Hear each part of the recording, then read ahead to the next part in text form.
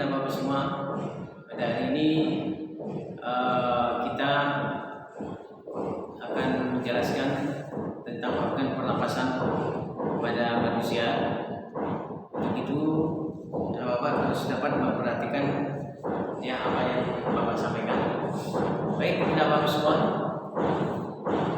pada pelajaran yang lalu kita sudah mempelajari tentang rangka dan bagian-bagian daripada rangka.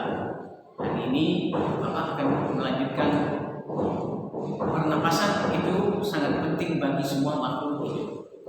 Kita harus tahu, kita harus tahu apa itu bernapas.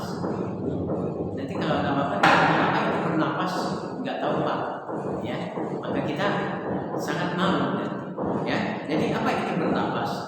Bernapas artinya adalah menghirup oksigen dan mengeluarkan karbon dioksida. Semua makhluk hidup itu bernapas. Hewan bernapas, tumbuhan juga bernapas, tapi mempunyai alat pernapasan yang berbeda-beda. Kita manusia itu bernapas, itu melalui proses. Semua makhluk hidup itu pasti melalui proses pernapasan.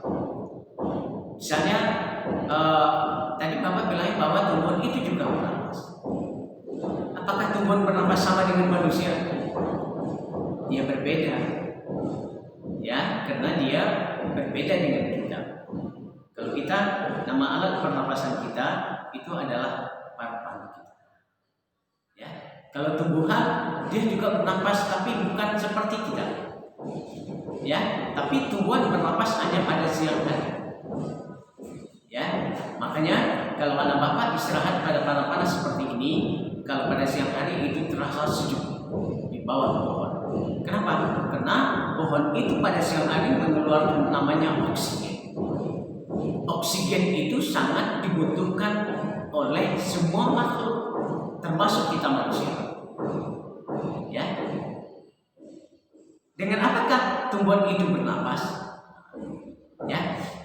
Dia memiliki ada pori-pori pada batang tumbuhan. Ada stomatanya di bagian daun. Dengan itulah dia mengeluarkan napasnya atau mengeluarkan oksigen.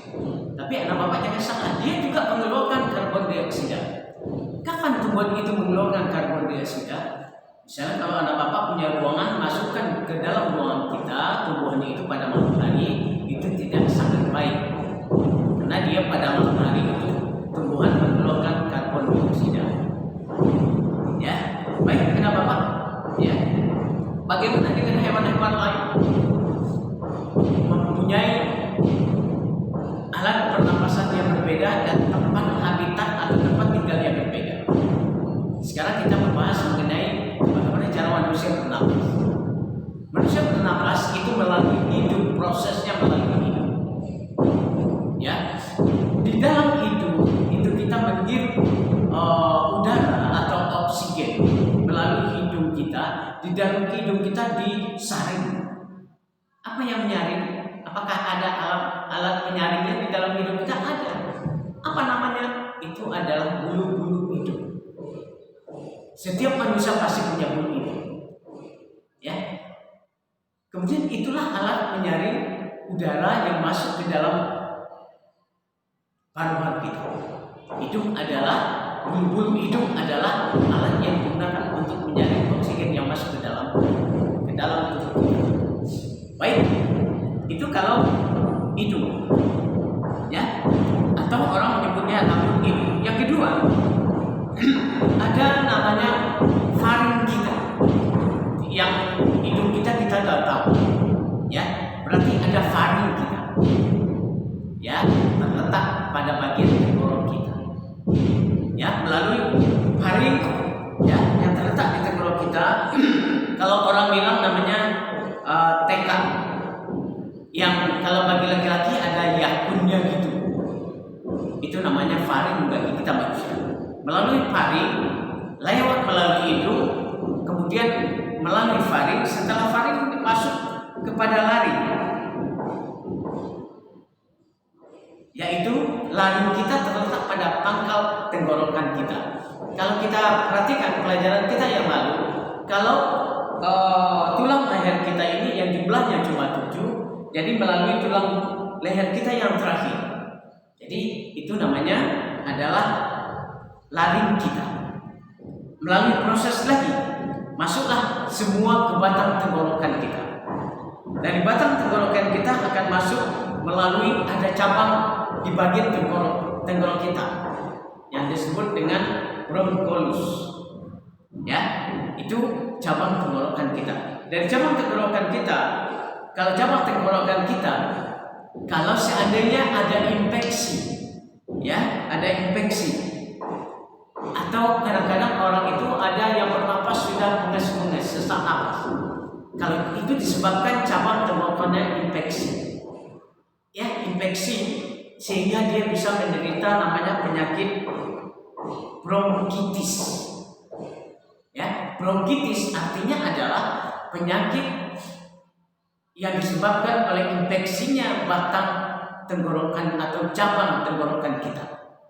Itu namanya penyakit yang disebabkan oleh virus. Baik, kita lanjut mengenai ada tadi setelah masuk ke cabang tenggorokan atau ke batang tenggorokan kita, maka masuklah udara itu ke bronchiolus.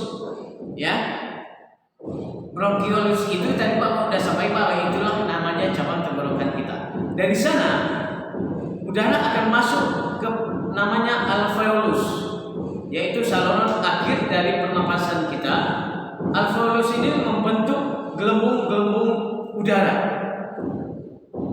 Yang bagian inilah terdapat penggantian namanya O2 dengan CO2.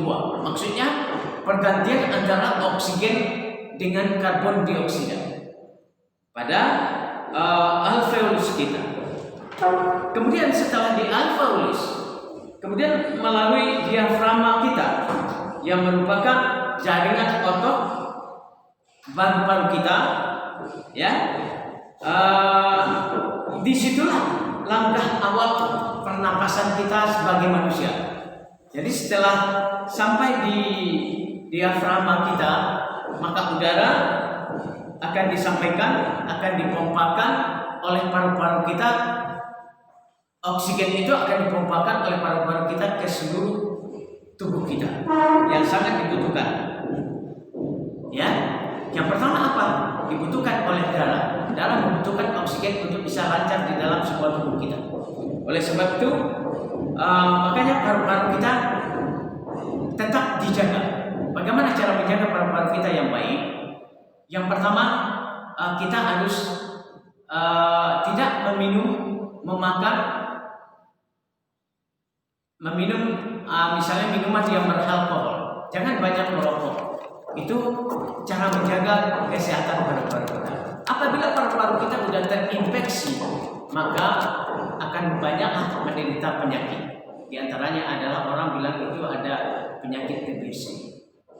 Ya, itu menyebabkan paru-paru kita sudah terinfeksi berat, sudah berlubang-lubang. Itu sangat berat.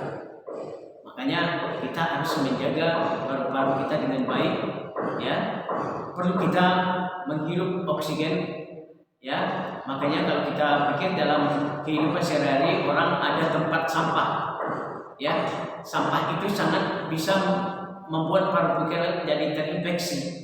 Kalau kita sering membuang sampah, menghirup bau kotor dan sebagainya, maka itulah orang bisa menyebabkan. Kemudian meminum minuman yang banyak mengandung alkohol yang tidak sesuai dengan kesehatan, hal itu akan menyebabkan paru kita menjadi rusak.